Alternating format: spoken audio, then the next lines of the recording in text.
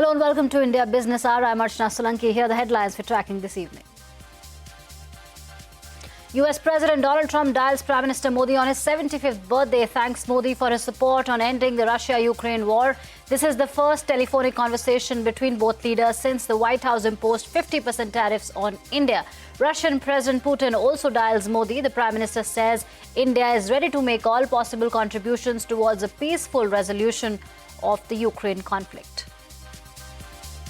All eyes on the US Federal Reserve as it announces its rate decision late tonight. The street expects the central bank to lower interest rates by 25 basis points, but will keep an eye on its policy outlook. Europe edges higher, gold prices retreat from record highs.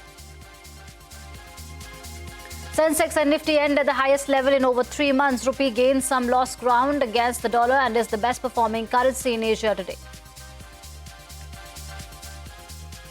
The union government doubles down on its opposition to the Vedanta demerger, claims it could defeat government claims of over 16,000 crores. Government argues that Vedanta has shown a rosy picture by misrepresenting assets, also flags lack of disclosure about pending liabilities. Vedanta says it's willing to give corporate guarantees.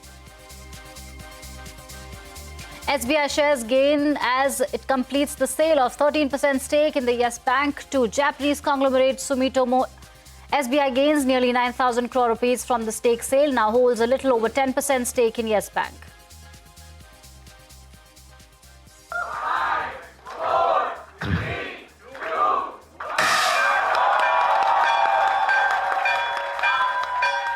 2. Urban Company makes a stellar debut on the Lal Street lists at a 58% premium, ends day one with a market cap of 24,000 crore rupees. The management tells CNBC TV 18 it wants to be the operating system for people's homes.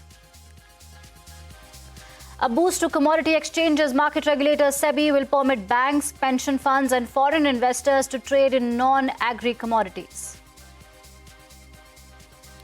The 91-year-old father of Captain Sumit Sabharwal, the pilot of the Air India plane that crashed in Ahmedabad, writes to the government, rejects claims about his mental health, says the preliminary investigation report tarnishes his reputation, calls for another probe monitored by a retired judge.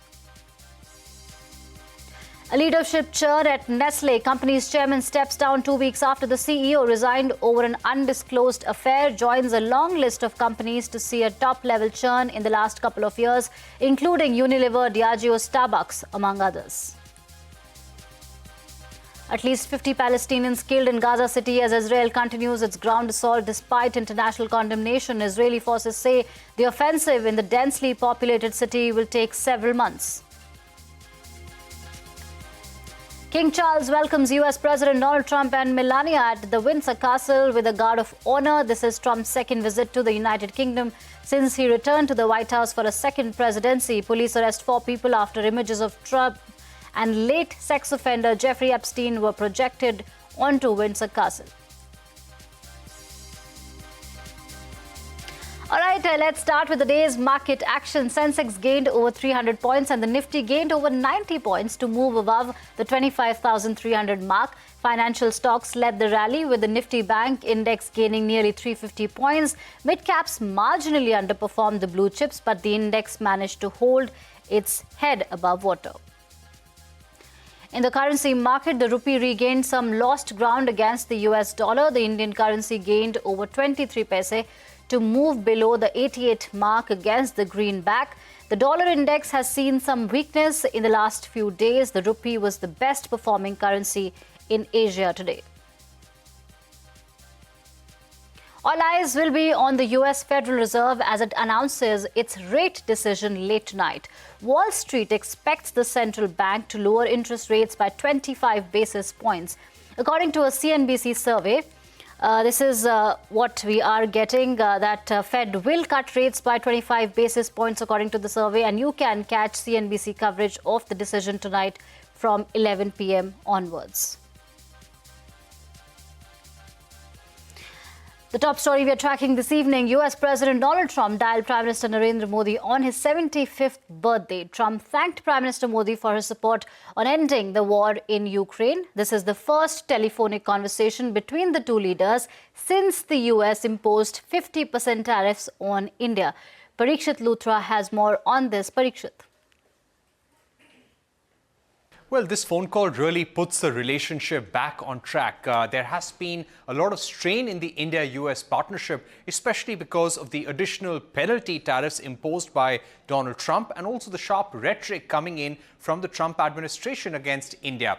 Having said that, it was the US side which initiated this call. Donald Trump dialed Prime Minister Narendra Modi and wished him on his 75th birthday. He went on to say that the Prime Minister is doing a tremendous job, and he even thanked him. And this was the important part. He thanked him for support in ending the Russia-Ukraine war. So we will have to wait and see what kind of understanding and conversation took place when it comes to the Russia-Ukraine war. But the Prime Minister, too, in his tweet, said that he supports US initiatives in ending the Ukraine war. The Prime Minister also said that he is completely hand in hand with Donald Trump when it comes to elevating and taking forward the US-India comprehensive and strategic partnership to newer heights. This also happened on a day when there were trade negotiations between USTR Chief Negotiator Brendan Lynch and India's Chief Negotiator Rajesh Agarwal in the Commerce Ministry in Delhi. Those talks took place for about 6 hours. Both sides described the talks as positive. They also said that they will now be discussing the next steps in the trade negotiations. The Indian side also said that efforts will now be made to intensify trade negotiations and reach an early trade agreement. So this indeed is a good news. Virtual negotiations will now follow in the next few days. But all in all, very positive messaging and signaling between the two sides, and shows that all of those people who had been doubting the strength of the India-US partnership have been proved wrong. This relationship remains on track and is on a very positive trajectory. पहली बात तो ये युद्ध नहीं है, एक परिस्थिति है। अंग्रेजी में इसको सिचुएशन बोलते हैं। उसके समाधान के लिए हमारी कई दिनों से, कई महीनों से बातचीत चल रही है। और आपने देखा होगा कि कल यूएस के प्रतिनिधि दिल्ली में थे, पूरे दिन भर बैठक चली, बातचीत चालू है। मुझे लगता है भारत और यूनाइटेड स्टेट्स मित्र देश हैं, हमारे दोनों नेता मित्र हैं, और आगे चल के हर एक परिस्थिति का समाधान होगा। We are not out of the woods. You have to understand, it is not just about a trade deal. You have within the White House a group of people who are not very supportive of this partnership. And you can see the announcements and statements coming out from them. You also have vested interest, countries who are neighbors who are not keen to have this relationship to move forward. European Union has planned to deepen cooperation with India in areas like defence technology and trade. The EU and India are in the final stage of negotiating a free trade deal, which both sides aim to conclude by the end of this year. According to an official EU statement, the European Commission and the High Representative adopted a joint communication outlining a new strategic agenda. Shares of Vedanta fell sharply after the government doubled down on its opposition to the Vedanta demerger in the NCLT. The government told the tribunal that the demerger could defeat its claims of over 16,000 crore rupees. Ashmit Kumar joins us with more. Ashmit, what were the government's arguments? Well, the government doubling down on its concerns with respect to the Vedanta demerger, raising these concerns before the NCLT and raising 4 concerns to be specific. The first one is with respect to financial security. The government is claiming that they're asking for claims of nearly 16,000 crore rupees against one of the proposed demerged entities, Malco.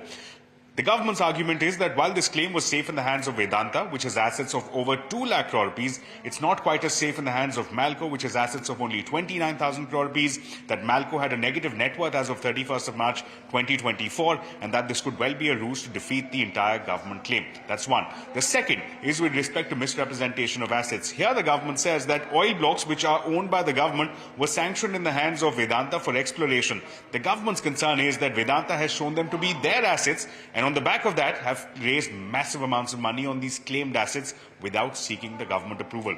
The third is non-disclosure of liabilities, potential liabilities. The government says they are in the midst of an arbitral dispute with Vedanta. They've raised claims of nearly 5,900 crore rupees against Vedanta, but none of that has been disclosed as a part of this scheme. And finally, number four, the government saying that there's a case to be made for SEBI to look at whether or not there's been violation of disclosure norms as prescribed under the LODR regulations. Now, on the back of all of this, Vedanta came back with their response saying that they've managed to secure approvals from all stakeholders, creditors, shareholders, SEBI, the exchanges, also going on to say that they've made all necessary disclosures as per statutory requirements, and finally saying that they'll go a step further and in fact give a corporate guarantee to secure the government's dues. So on the back of all of this, the NCLT now posting their next hearing for October 8th.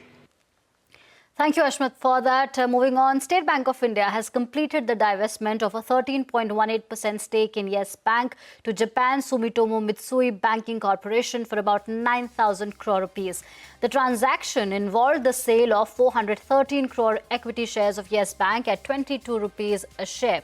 SBI shares rose following this news. Now, Sumitomo Mitsui Banking Corporation will emerge as the single largest shareholder in Yes Bank after this deal. Shares of MCX surged after SEBI chairman Tuhin Kanta Pandey's remarks on the revival of commodity derivatives. He announced SEBI's plan to set up a working group on agri and non-agri commodities to address hurdles on volume growth. Speaking at the MCX Metal Summit, Pandey said the market regulator is examining a proposal to allow foreign portfolio investors to trade in non-cash and non-agri commodity derivatives. Urban Company made a stellar debut on Dalal Street, listing at a 58% premium. The company ended the day one with a market cap of close to 24,000 crores. Speaking with CNBC TV 18, Urban Company's CEO Abhiraj Bhal said that the company wants to be the operating system for homes in the next 10 years. The right time, hopefully either in the first or the second earnings call itself, we will come out very, very clearly to investors with how long will that investment phase last, what is the capital we would like to deploy. I think today we are playing in many services, but not the end state of everything we can do. So in the end state, any service in the four walls of your home will very much be part of our ambition and our playing ground. And similarly, we are imagining a connected ecosystem inside your home of devices which have a strong affinity with our service ecosystem and our platform. So more than a services company, we think of ourselves as a home platform, and that's what we're building. It's hard to see it today, but I think over the next 10 years, this will play out. And we want to be the operating system for your home, the backbone for your home. And you can catch the entire conversation with the Urban Company management on Young Turks Reloaded at 10:30 p.m. right here on CNBC TV 18.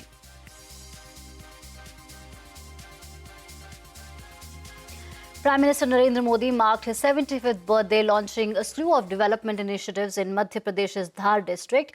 Speaking at a rally in the state, Modi said, hailing Operation Sindoor, that the new India doesn't fear nuclear threats.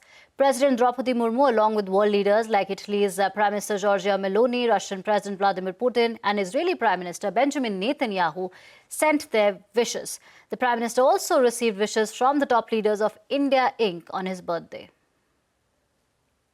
हमारे वीर जवानों ने पलक झपकते ही पाकिस्तान को घुटनों पर ला दिया। ये नया भारत है। ये किसी की परमाणु धमकियों से डरता नहीं है।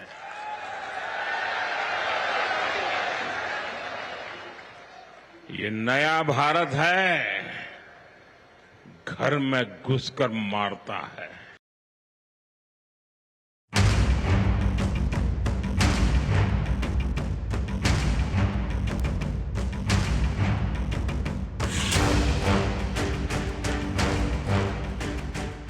Today is a festive day for 1.45 billion Indians. It is the 75th birthday of our most respected and beloved Prime Minister, Shri Narendra Bhai Modi ji. God Almighty himself has sent Modi ji as an avatar Purush to lead our motherland to become the greatest nation on earth. It is my deepest wish that Modi ji should continue to serve India when independent India turns 100. Prime Minister Modi, my best wishes to you on your 75th birthday. I wish you good health and continued strength as you lead India's fantastic progress and contribute to global development. He is one of those people who have made the largest impact in the history of our nation in terms of the growth and development of our nation. His attention to detail, his focus on execution, and his ability to think in an inclusive manner were very clear to me even then. He is the man who has made India get respect internationally.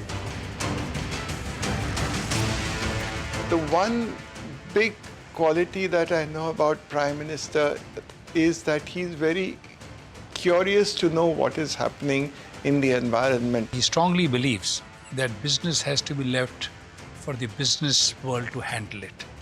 And him and his government must become facilitators. And for that, we have seen enough work being done over the last 10, 11 years. And I was even telling that we have the highest number of the 90 years old people who were taken our Covaxin. He said, why 90? 96, my mom took Covaxin.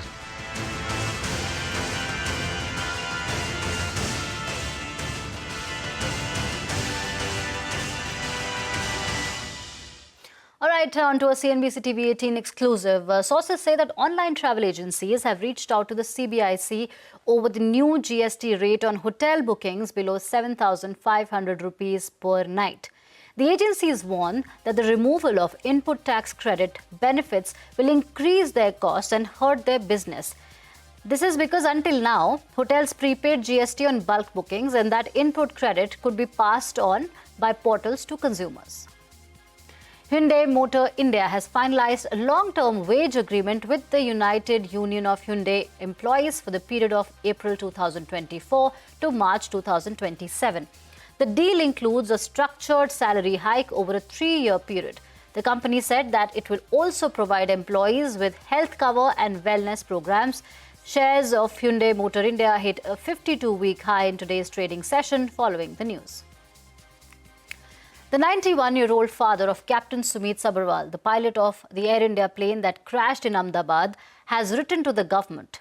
He's rejected claims about his mental health and says the preliminary investigation report tarnishes his son's reputation. The report by AAIB mentioned movement of the fuel switch in the cockpit without specifying if it happened manually or automatically.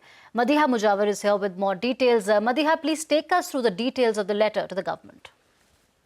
Well, this has been 3 months after the Air India crash in Ahmedabad that killed 260 people. Captain Sabharwal's father, who is 91 years old, has broken his silence and rejected all the allegations made against his deceased son's mental health. Remember, Captain Sumit Sabharwal was the pilot in command on that flight AI-171. Since then, rumors and speculations have surfaced suggesting that Captain Sabharwal was mentally unstable and may have deliberately crashed that plane.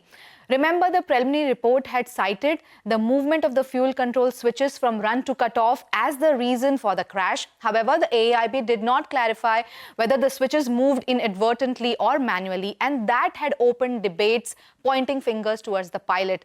So his father is now putting things on record. He has alleged that the AAIB preliminary report was influenced by external pressures from Boeing and General Electric representatives. He has written a letter to the Aviation Ministry and the AAIB seeking an independent inquiry into the crash.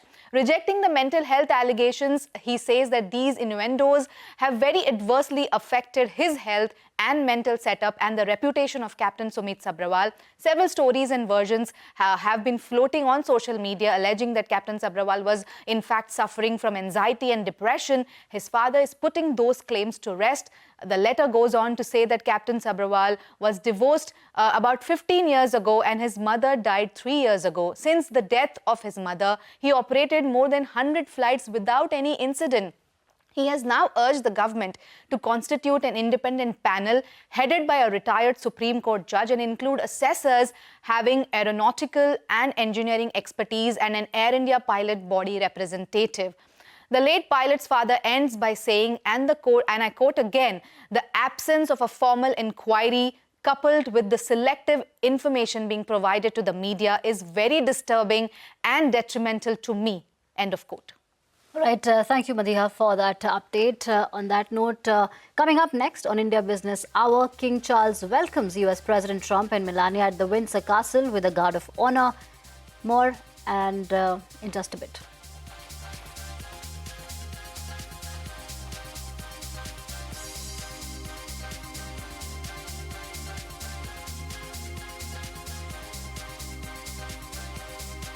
And you can also catch all CNBC TV 18's news and updates on YouTube, Facebook, Instagram, X and Jio Hotstar.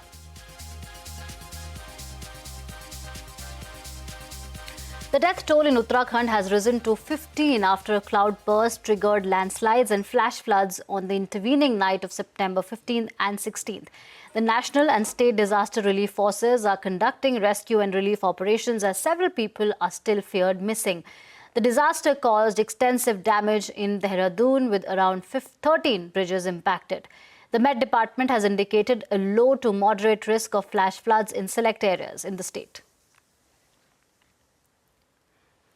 The Information and Broadcasting Ministry has issued takedown notices to several journalists, media houses and content creators. This includes News Laundry, The Wire, Ravish Kumar and Dhruv Rathi. In total, 138 YouTube links and 83 Instagram posts that mention the Adani Group have been flagged for removal. The directive follows a Delhi court's gag order in a defamation case filed by Adani Enterprises. Journalists Paranjoy Guha Thakurta, Ravi Nair, Abir Das Gupta and others have filed their pleas challenging the takedown order before the Rohini court. The court will take up the matter tomorrow. A leadership churn at Nestle. Company's chairman steps down 2 weeks after the CEO resigned over an undisclosed affair. With this, Nestle has joined a long list of companies to see a top-level churn in the last couple of years. Shilpa Ranipeta is here with more. Shilpa, please take us through the churn at Nestle and the larger shake-up at other FMCG companies. Well, you're right. It's another top tech shakeup at Nestle in just 2 weeks. Now, longtime chairman Paul Bulke is stepping down earlier than planned, with Pablo Ayala set to take over from the 1st of October. Now, this comes after CEO Laurent Fresh was ousted over a misconduct scandal on the 1st of September, the second CEO exit in barely a year. And this is after Mark Schneider was removed in 2024 for poor performance. Now, Fresh's exit comes it also added governance lapses to investor concerns, causing Bulke to step down even earlier than earlier planned. Now, the back-to-back exits highlight deep cracks at Nestle that was once seen as a safe haven stock. Now, post the pandemic, the company has been grappling with rising inflation that has caused consumers to cut back. And rising input costs haven't helped either, because Nestle hiked prices to offset this, which worsened sales. Now, sales were down 1.8% in the first half of 2025, and 2024 saw organic sales grow 2.2%, the weakest growth in over 2 decades. Volume growth too has been anemic, just 0.1% in 2022, a decline in 2023 and barely 0.8% in 2024. And the stock has also lost about 40% of its value since the start of 2022. Now, Nestle isn't alone. Across the global consumer goods industry, there has been a wave of churn at the very top since last year. Unilever CEO Heinz Schumacher and Diageo's Deborah Crew were both replaced earlier this year, and both hardly 2 years into the job, and this was due to poor performance. Starbucks, P&G and Hershey's have all seen changes at the top, and PepsiCo is also under investor activist fire now for a turnaround. The message though here is loud and clear. Boards and investors want faster growth, they want leaner portfolios and stronger execution. As for Nestle, as Pablo Ayala takes over as the chairman for the 1st of October, he is tasked with rebuilding trust, stabilizing leadership and convincing investors that the company can grow again. Back to you. Right. Thank you, Shilpa, for that. US President Donald Trump and his wife Melania met Charles, the King of United Kingdom, and his consort Camilla at the Windsor Castle today. Royal pomp was on display as the president met senior members of the monarchy. This is Trump's second state visit to the United Kingdom since he returned to the White House for another presidency. No American president has been to the United Kingdom on a state visit twice in the same tenure.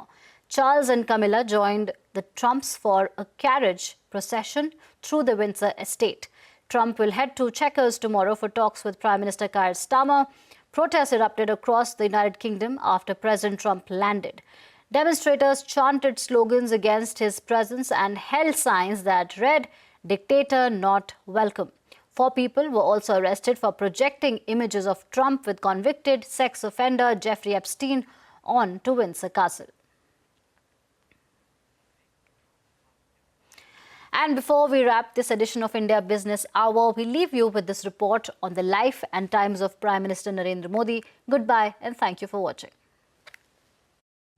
India's longest-serving non-Congress Prime Minister Narendra Damodar Das Modi did not come from a political or influential family.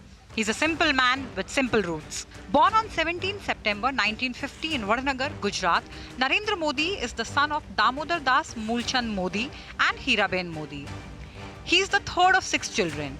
In his early years, Modi helped his father at a small tea stall at Vadnagar railway station, an experience he says not only shaped his connect with the average Indian, but gave him insight into what they really need. Teachers remember him as a keen student and a gifted orator. The seeds of his political life were sown at the age of 8 when he was introduced to the Rashtriya Swayamsevak Sangh, RSS. He attended shakhas regularly and by the age of 21, he had become a full-time pracharak, an ambassador for the mission. He also enrolled in the National Cadet Corps, NCC, and later in 1969, worked at his uncle's canteen at the Gujarat State Transport Corporation. Modi formally joined the Bharatiya Janata Party in 1985.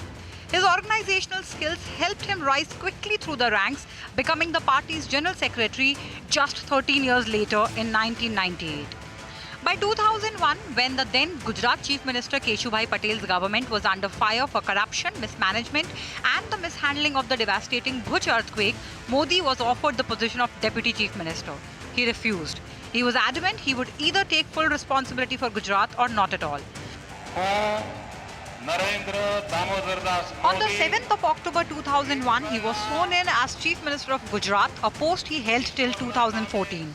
He is credited with some of the biggest development initiatives in the state, from privatization of state government companies to attracting global investors through exercises like Vibrant Gujarat. On 12 September 2013, as India geared up for its 16th general elections, Modi was declared the BJP's prime ministerial candidate. The 2014 general elections soon turned into a battle between Modi and the Congress party. His charisma and his oratory won the day. His popularity was boosted through campaigns like Chai Pe Charcha and technologically innovative hologram rallies which captured the nation's attention. Phrases like Modi Wave and Modi Leher dominated public discourse. He became the talking point of the entire election. मैं Narendra Damodar Das Modi In May 2014, Narendra Modi was sworn in as Prime Minister of India, marking the beginning of a new political chapter. He repeated the feat in 2019 and again in 2024, making history.